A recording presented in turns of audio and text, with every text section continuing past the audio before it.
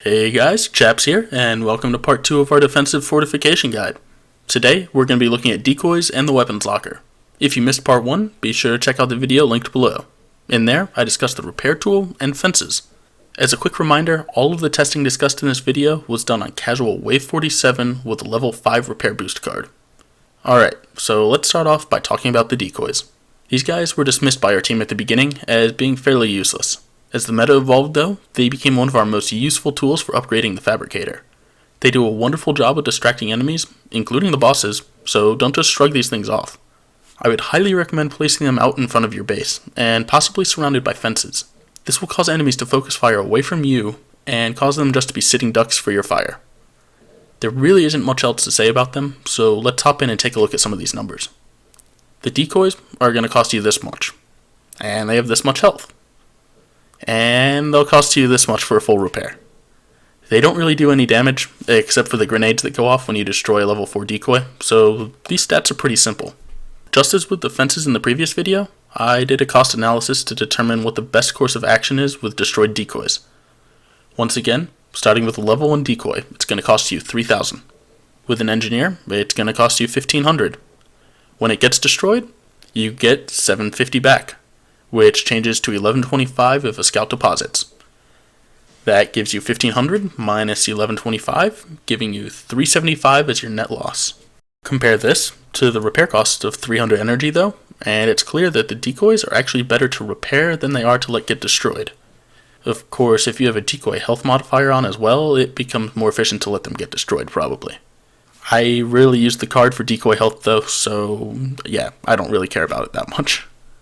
But now let's throw the other levels up there. As you can see, this trend continues, where it's cheaper to repair than to build all the way up through level 4. So what does this tell me? Well, because I use decoys to level up my Fabricator, I'm just going to let them get destroyed. But once I hit level 4, and I don't need to level up my Fabricator anymore, it's going to be in my best interest to start repairing them, and not replacing them as they get destroyed. So that's all we really have for the decoys.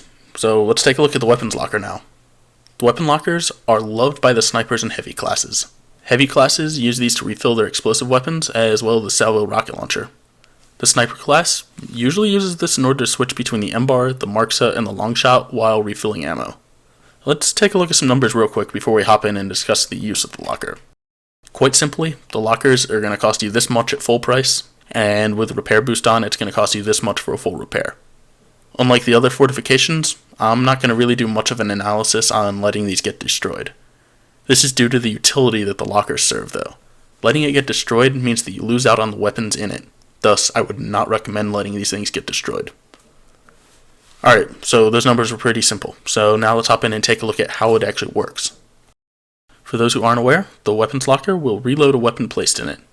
The reloading takes place at a steady rate over time. Here's a few things that I tested to get some info on the locker. First off, you'll be happy to know that all levels of lockers refill at the same rate. I personally would have liked to see the higher level ones have a faster rate, but oh well, they don't. The next item of interest is that they refill on a percentage rate. That means that if you place an Enforcer with 50% ammo, or a Gnasher with 50% ammo, they will both finish reloading at the same time. I tested this with various weapons, and for the most part, it holds true. One thing you might recognize is that some rifles might appear to move faster, but it's just because the refill bar moves in smaller increments. Some weapons, like this boom shot here, don't move very quickly, but when it does move, it's a very large jump. The last item I wanted to hit on is how the locker is affected by your class skills. If you have a heavy with a boom shot with the explosive launcher capacity, then 50% ammo mark is at 8 shots. If someone else is using a boom shot, then the 50% ammo mark will be at 3 shots. If both players with 50% ammo place it in at the same time, both will be refilled at the same percentage rate, so both will finish at the same time.